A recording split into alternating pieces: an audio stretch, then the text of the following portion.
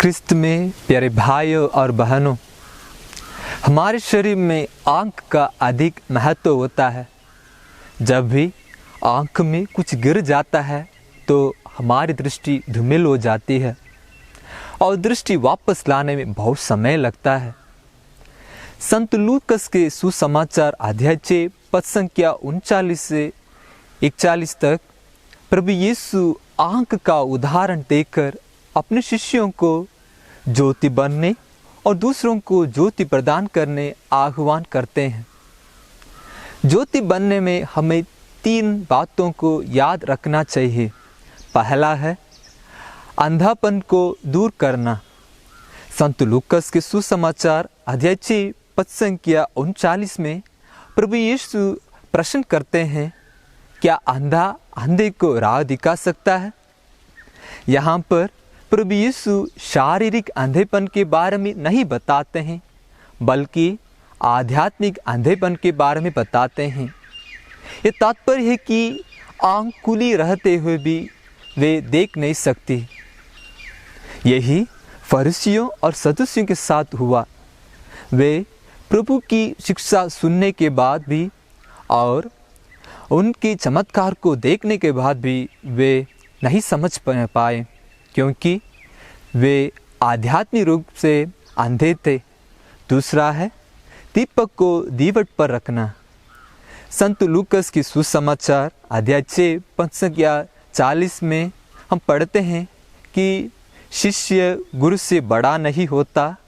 पूरी शिक्षा ग्रहण करने के बाद वह गुरु जैसे बनता है। गुरु शिष्यों को सत्य की बातें बताता है और शिष्यों का अंधकार को मिटाता है।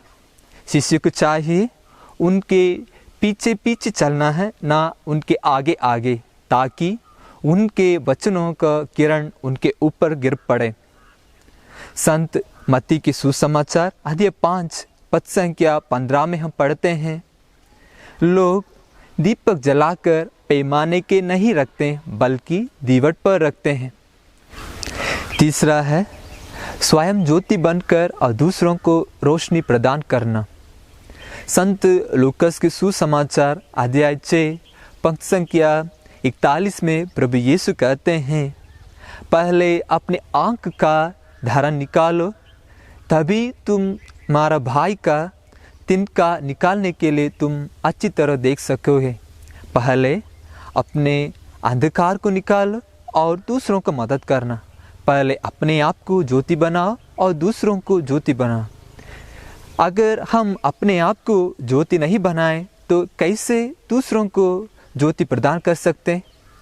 इसलिए प्रभु यीशु संत मत्ती की सुसमाचार अध्याय 5 पद संख्या 14 में कहते हैं, तुम संसार की ज्योति हो। ये ज्योति क्या है?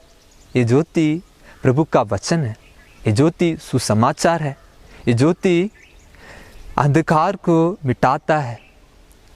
स्तोत्र ग्रंथ 119 पद संख्या 105 में हम पढ़ते हैं, प्रभु का वचन मुझे ज्योति प्रदान करता और मेरा पथ को आलोकित करता है। इसलिए संत पौलुस कुरिन्थियों के लिखे हुए पहले पत्र अध्याय 9 पद संख्या 16 में कहते हैं, धिक्कार मुझे यदि मैं सुसमाचार का प्रचार ना करूं।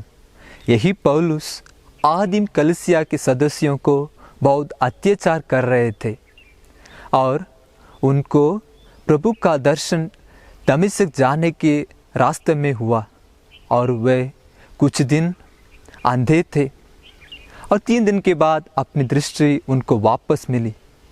उस दिन से अंत तक वह सुसमाचार का प्रचार किया। वह न केवल उनके लिए और दूसरों के लिए प्रभु का सुसमाचार ज्योति मानते थे, वह स्वयं ज्योति बनकर और दूसरों को ज्योति प्रदान करते थे।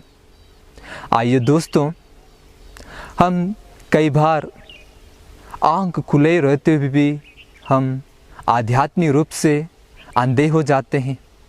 कभी कभी प्रभु का वचन पढ़ते हुए भी अनजान बन जाते हैं।